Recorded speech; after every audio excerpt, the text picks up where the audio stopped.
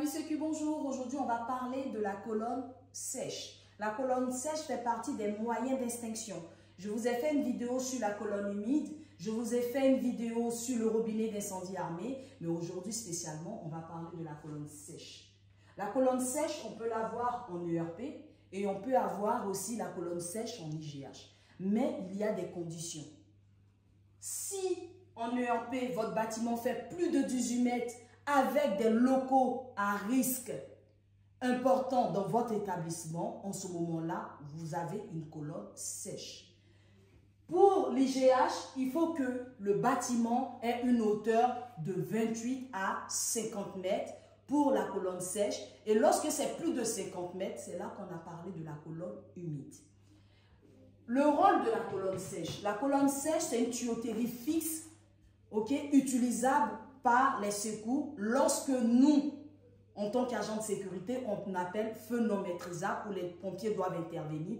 Eux, ils vont intervenir en se raccordant sur la colonne sèche. J'ai fait le chemin pour la colonne sèche en ERP parce qu'en IGH, vous regardez le même chemin qu'on a fait sur la colonne humide, ça va se trouver dans les dispositifs intercommunication, donc je ne voulais pas revenir dessus. Et on aura les mêmes prises, les doubles, c'est-à-dire les 40, 2 x 40 et 1,65 à chaque niveau. Mais je ne vais pas faire ce chemin-là, je vais plutôt me focaliser sur l'ERP. En ERP, vous allez voir que la colonne sèche va se trouver en bas des escaliers, dans la cage escalier. Donc à chaque niveau, voilà, par le chemin, on aura des prises. Et réglementairement, ils ont dit qu'il soit, la prise peut être simple ou double, mais ça serait de 40 mm. Maintenant, il faut que pour pouvoir intervenir, les pompiers vont se raccorder au niveau du raccord d'alimentation. Le raccord d'alimentation, on a 2 diamètres, mais soit l'un, soit l'autre. Les 65 mm, ça c'est dans les cas généraux. Mais les 100 mm, lorsque on a un risque important dans l'établissement, c'est-à-dire les locaux. Donc, comment ça se passe? Il faut que je vous explique. On va se dire, je vais donner une idée. On a par exemple, on va dire ici, on a ici, le sinistre se passe là. On a un sinistre à ce niveau-là. Le feu est non maîtrisable. Nous avons appelé les secours. Dès qu'ils vont venir, ils vont se mettre sur la voie engin, qu'on peut appeler aussi la voie échelle. Lorsque les pompiers vont arriver, il faut savoir dans un premier temps qu'on parle de colonne sèche, c'est qu'il n'y a pas de pression, ça veut dire colonne sèche, il n'y a pas d'eau, c'est sec. Ça, il faut déjà se mettre ça en tête. Donc, quand les pompiers vont venir, puisqu'il n'y a pas d'eau dans la colonne sèche, ils sont obligés de se raccorder tout simplement soit au poteau d'incendie ou à la bouche d'incendie. Et réglementairement, il faut que le poteau et la bouche d'incendie ne dépassent pas plus de 60 mètres. Donc, c'est 60 mètres maxi.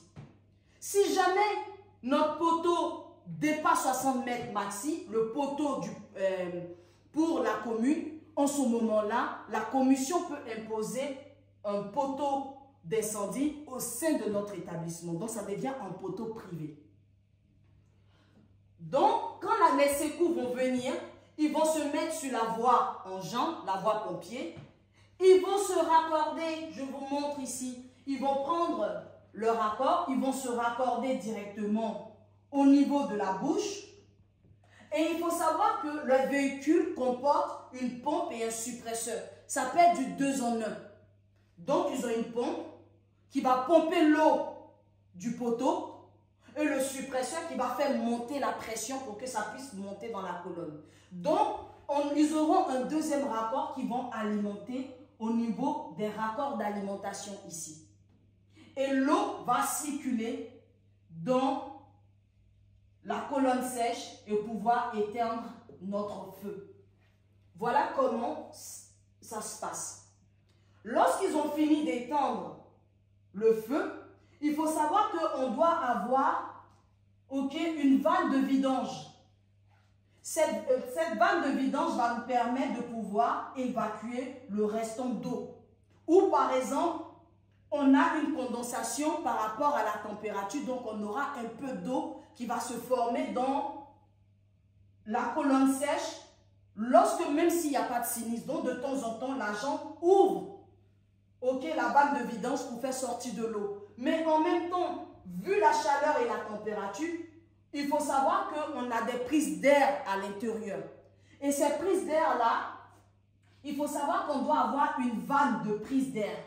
Donc, l'agent doit savoir où se trouve la vanne de prise d'air. Donc, lorsque vous faites vos rondes, vous ouvrez directement la vanne de prise d'air. OK? Maintenant, il faut se rassurer que notre escalier est toujours libre en permanence et la voie pompier est toujours libre en permanence. Et aussi, les prises, il doit avoir toujours le bouton et la chaînette bien fermés. Pourquoi? Parce que si au niveau d'une prise, par exemple au niveau 1, ici, il n'y a pas de bouchon sur la colonne au niveau des prises, il faut savoir que quand les secours vont monter à ce niveau-là, il n'aura pas d'eau qui va sortir ici, mais l'eau va sortir plutôt au niveau 1.